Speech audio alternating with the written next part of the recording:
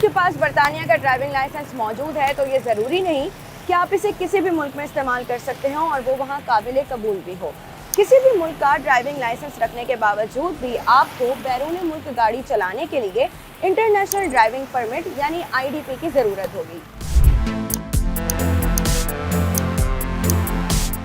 اگر آپ برطانیہ یا کسی بھی ملک کی شہریت رکھتے ہیں اور کچھ وقت کے لیے پاکستان آتے ہیں تو آپ کو اپنے ڈرائیونگ لائسنس کے ساتھ انٹرنیشنل ڈرائیونگ پرمٹ بنوانا پڑے گا، جس کے بغیر گاڑی چلانا قانوناً جرم ہے۔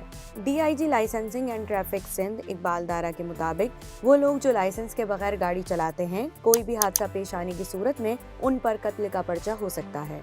پاکستان کے ساتھ ہم جو ڈرائیونگ لائسنس کے سلسلے میں ہم 1968 کا جو ویانا کنونشن ہے اس کے مطابق ہی آپریٹ کرتے ہیں، اور اگر برطانیہ نے ان کو IDP ایشو کی ہوئی ہے تو they can drive on Pakistani roads, otherwise with only driving licence issued by Britain they can not drive ان پاکستان۔ ہمارے پاس لوگ آتے ہیں اور جب وہ ٹریول کر رہے ہوتے ہیں تب آتے ہیں کہ جی ہمیں IDP بنانی ہے، تو جب ہم ان سے پوچھتے ہیں کہ جی آپ کے پاس پاکستان کا لائسنس ہے تو ان کے پاس پاکستان کا لائسنس نہیں ہوتا۔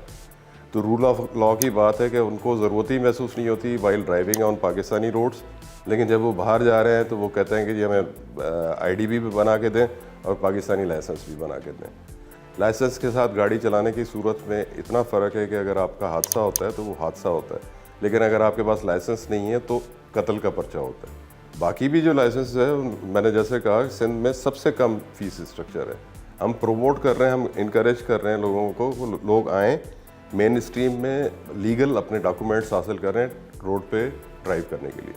اقبال دارا کے مطابق بیرون ملک سفر کرنے والے افراد وہاں کے قانون کے خوف سے IDP بنواتے ہیں، لیکن اپنے ملک میں رہتے ہوئے ڈرائیونگ لائسنس بنوانے کی ضرورت محسوس نہیں کرتے، جس کی بڑی وجہ معلومات کا فقدان ہے۔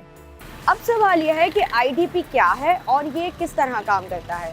IDP یعنی انٹرنیشنل ڈرائیونگ پرمٹ ایک ایسی دستاویز ہے جو کسی شخص کو اس کے اپنے ملک کے ڈرائیونگ لائسنس کے ساتھ بیرون ملک گاڑی چلانے کی اجازت دیتا ہے۔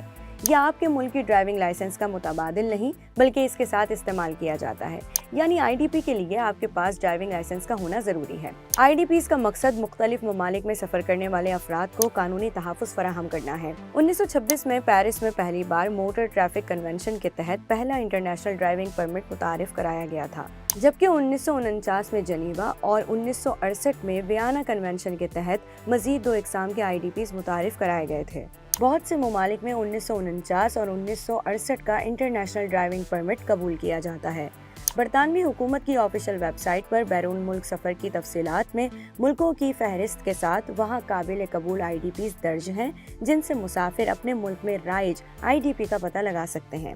پاکستان میں 1968 کا انٹرنیشنل ڈرائیونگ پرمٹ قابل قبول ہے۔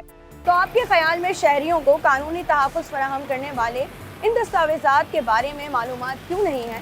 ہمیں کامنٹ سیکشن میں ضرور بتائیں۔